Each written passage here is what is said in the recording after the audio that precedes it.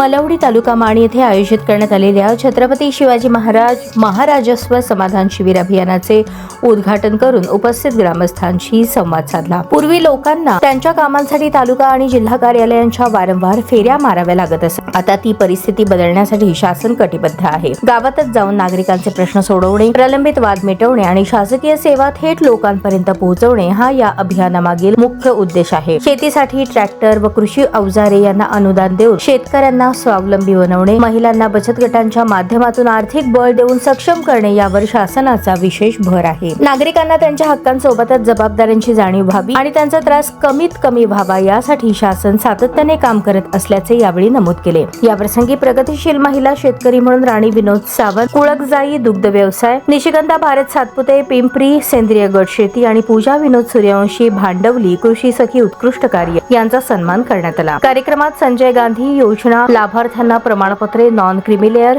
जात व उत्पन्न दाखले वितरित करण्यात आले। यासोबतच डॉक्टर बाबासाहेब आंबेडकर कृषी स्वावलंबन योजना, नवीन विहीर बांधकाम, पाणंद रस्ता कार्यारंभ आदेश तसेच ठिबक सिंचन आणि फळबाग लागवडीसाठी मंजुरी आदेश देण्यात आले। कृषी विभागाच्या कृषी यांत्रिकीकरण योजनेअंतर्गत रोटावेटर, ट्रॅक्टर आदींचेही वितरण करण्यात आले। या कार्यक्रमाला सातारा जिल्हा परिषदेचे माजी सदस्य तथा माण पंचायत समितीचे विद्यमान सदस्य अर्जुन तात्या काळे, जिल्हा परिषद सदस्य सिद्धार्थ नागरी सहकारी पतसंस्थेचे चेअरमन अरुण गोरे, पंचायत समिती सदस्य बाळासाहेब कदम, आंधळी गावचे आदर्श सरपंच दादासाहेब काळे, प्रांताधिकारी उज्ज्वला गाडेकर, तहसीलदार विकास अहिर, सरपंच दीपाली जगदाळे, भारतीय जनता पक्षाचे सातारा जिल्हा उपाध्यक्ष किसन सस्ते, नायब तहसीलदार श्रीकांत शेंडे, योगिता ढोले, खुशबू चौधरी तसेच विविध विभागांचे अधिकारी, कर्मचारी आणि परिसरातील ग्रामस्थ मोठ्या संख्येने उपस्थित होते।